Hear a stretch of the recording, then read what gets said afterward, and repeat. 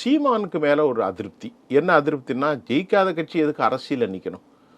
சும்மா தமிழ் தேசியன்னு பேசிக்கிட்டு இங்கேயும் பணத்தை வாங்கிட்டு அங்கேயும் வாங்கிக்கிட்டு எங்களுக்கு என்னடா பிரயோஜனம்? நாங்கள் ஜெயிக்காத கட்சியில் எது நிற்கிறோம்? அப்படி ஒரு குரல்களும் வருது மக்கள்கிட்ட பெற்றோம். நம்ம எல்லாமே மக்கள்கிட்ட கேட்கும்போது அவருடைய சதவீதம் 4% மாறக்கூடிய வாய்ப்பு இருக்குது.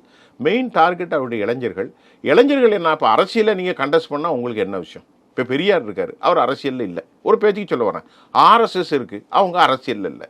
அவங்க 2 பேரும் ரெண்டும் மாற்று, ஆனால் 2 பேரும் அரசியல் தேவையில்லை. அப்போ நீ அரசியலில் நின்றா என்ன பண்ணணும்யா? அரசியலில் நின்றா அதிகாரத்தை கைப்பற்றணும். அதிகாரத்தை கைப்பற்றுறதுக்கு 4, 2, 6, 7, 3, 10, 1, 3, 4 இந்த கால்குலேஷனை நீ இருக்கிறது 3 தான் இருக்குது. அப்போ 4 கூட சேர்க்கணும். இல்லை நீ 7ல் இருக்கா கூட 3 சேர்க்கணும். இல்லை 9 இருக்கா கூட எதுவுமே சேர்க்க மாட்டேன். நான் இப்படியே தமிழ் தேசியம் பேசிட்டு பனை மரத்துலேருந்து பயணியை குடிங்க, தென்னை மரத்துலேருந்து தேனை குடிங்கன்னா வேலைக்கு ஆகாது. அதிகாரம் நமக்கு தேவை அப்படிங்கிற சில இளைஞர்கள் சாரையாக இந்த பக்கம் வந்துட்டாங்க.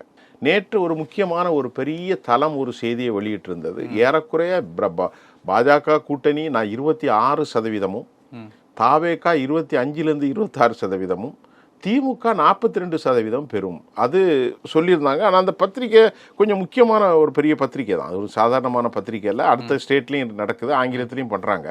அவங்க ஒரு கருத்து, அதாவது 42ன்னா திமுக இல்லை, கூட்டணிகள்லாம் சேர்த்து.